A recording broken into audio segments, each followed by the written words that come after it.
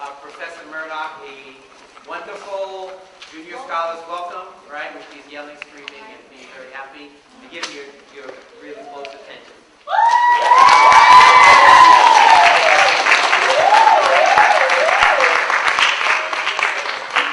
Thank you very much. Let me just first say that I'm very honored to be here to maybe share a little light, a little knowledge with you. I remember many years ago, as I see so many bright faces in the audience, I think back on when our people were at the height of their intellectual competency. Meaning that when we were in Africa, we had meetings with youth, meetings with adults, thousands of years ago, just like this, in forums very similar to this. We're at the height of our greatness. And one of the things that I wanted to get across today is that you're at a very important point in history, whereby there are a lot of things that you may hear. There may be some things that you may hear and not understand. But the reason why I got into studying engineering and bioengineering specifically is that I always had a great interest in two things, music and sports. And I wanted to make a difference not only in my life, but I wanted to make a difference in the life of our country. Because again, our country is at a great crossroads intellectually, meaning that there is a brain drain that's taking place in America. Meaning that all of the knowledge, all of the experiences that people have is now slowing down. And it's slowing down to such a pace that it's affecting our economy. And if it's affecting our economy, that means that it's affecting you in your daily life. And that's something that you need to keep in mind. I'm going to take a step back and talk to you a little bit about who you are, where you're going, how to get there, and the most comfortable way to get there.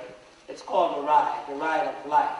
And it has something to do with understanding that based on your history that you brought to the world knowledge, wisdom, and understanding, and there's a way to recapture it, but it's going to take some work and some effort on your part. I always wanted to be the greatest scientist alive, but along the way, I had to learn how to become one of the greatest scientists and engineers alive today by always constantly challenging myself. And I guess I need your help because I'm not going to just stand up here and talk, but I need for someone to define two things for me. And see, I'm a big believer that if somebody successfully answers my questions, then somewhere along the line I have to give that person a bonus. And that bonus will not be talked about until I finish talking at the end. But I need for someone to tell me, what is a scientist and what is an engineer? And are the two the same? 3 questions. First question is, what is a scientist? May I see a hand? Yes. My name is Makeda. I think a scientist is someone that takes a problem in life, like improves it in a certain way. Very, very good answer. Yes? My name is Bishop, and I think an engineer is somebody who likes to build or build certain things. Very good answer. Next. My name is Sean, and a scientist and engineer are not exactly the same thing. I would say that the engineer is a type of scientist. Okay. And there are scientists, they're not the same thing. It's like an engineer is a subtopic under the genre of science. Absolutely. He's 100% correct. Anyone else? Wow, let's get some of these smart people here. My name is Swami, Mm-hmm.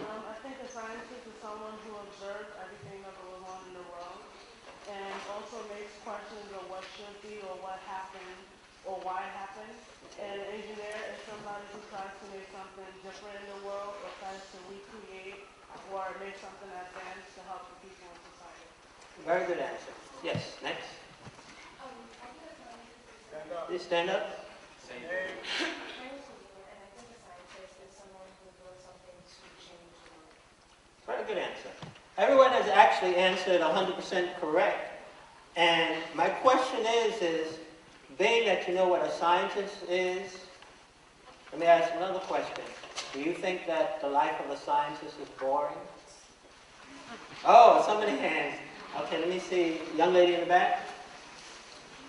I think that the life of a scientist is probably the most exciting of any because they get to explore different tangents of life and also get to break down things to the smallest molecule and see how it works. Excellent answer.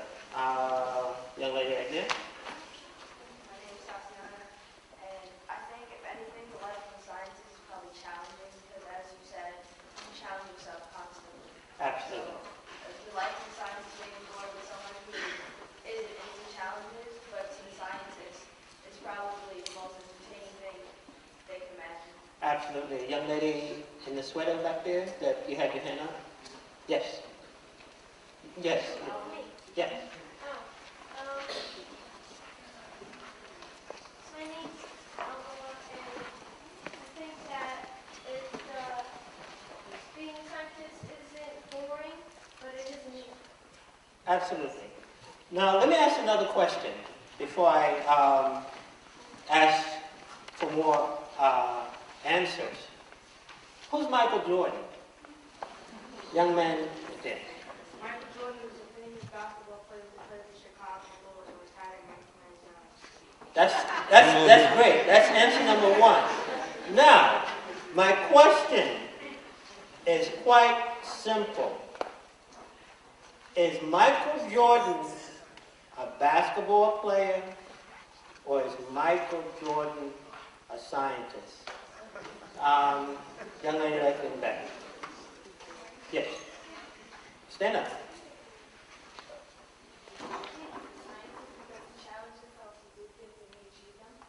Wow. Now, excellent answer. Now, if Michael Jordan, quote unquote, is called the greatest basketball player ever to play the game, or one of the greatest basketball players to ever play the game, then somewhere along the line he discovered, keeping in mind that he wasn't a great basketball player in college, but he discovered his true self. Now, somebody needs to answer the question, what do you mean by true self? Let's see someone else new. Okay, young man with his hand up. Stand up. I would say that he was himself would mean that His true self. When did he discover his true self, and how can you tell? because he always like to help people to come together Okay. and work together as a team. Okay, very good point, young lady. He discovered himself because he realized that he can do anything he put his mind. Very good answer. Young man in the back? I think he discovered his true self when he finally started his clothing company, with his sneakers and his clothing line, because he actually, not unlike other people, unlike other basketball players who have sneakers after them, he actually is there with their design stuff, he changes stuff, and he's actually in the mix with his own stuff. Okay, well that's his business self. Now, let's get down to a little serious business here. What made African people great thousands of years ago, tens of thousands of years ago, millions of years ago? What made African people great? Young lady? That's that the fact that back in Canaan we were kings and we didn't have wives against other people because they were lighter than other people, or we didn't have wives because one person was stronger and another person was weak. We just lived our lives the way we wanted to. That's a very good answer. Young man in the front.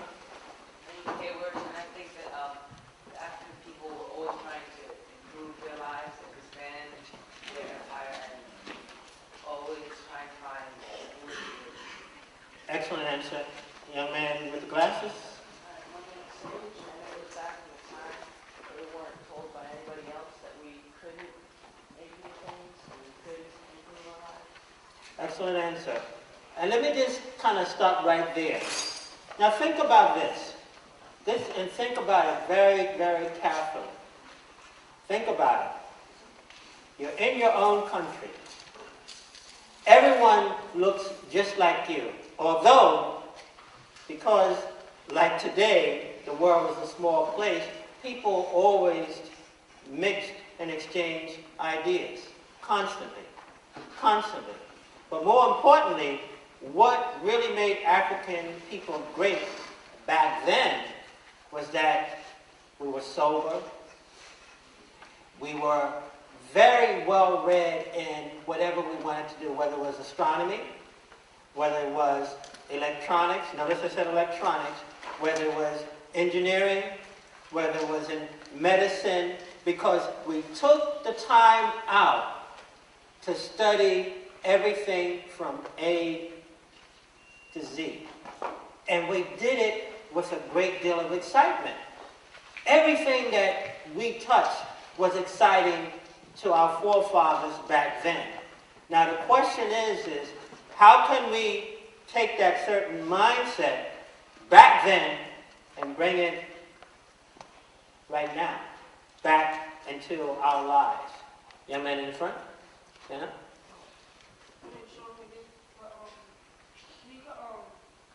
Like a lot of times today, we tend to procrastinate a lot. Okay. And like you said back then, they took the time to actually do what they had to do when they needed to do if they were interested in it. So maybe today, instead of procrastinating and just get up and write something, we can actually get up and get it done the correct way instead of waiting till the last minute and coming out all rushed and half done. It sounds like time management that he's talking about. It also sounds like something that is akin to the word discipline. You cannot be the very best in anything unless you're disciplined. You cannot be the very best unless you manage your time. You know, there's an old formula, and this is why so many students that go to college don't succeed. This is why so many people of color don't aspire to study the thing that's the heart and soul of every subject known to man. You know what's the heart and soul of every subject known to man? Engineering and the sciences. Everything else that you study nowadays has elements of engineering and science in it. You say the subject, it has engineering and science in it. The best people that I've met in my lifetime, no matter what the field was, were always very well read in engineering and science. Did you know that? Yeah. You name the subject, you name the expert, the person became very well read in engineering and science. So what I'm saying is, whether you tackle it head on and become tomorrow's engineers and scientists, because see, my world is a very lonely world. When I started in college back in 1975, there was only a handful of African American people in general in my school. So it was my oldest brother and a few other handful of African American males. And the thing is that it's never about who's the smartest that determines your success in life. You know what it boils down to? Who's the most determined? Because all of the smart kids that went to engineering school with me did not graduate. So determination is at the top of the list for success. Now, how do you plan your time and how do you plan it well? I don't know how it is in elementary school. I don't know how it is in junior high school. But the formula for success in college is quite simple. Let me give it to you now. If you're studying and taking, let's say, 5 or 6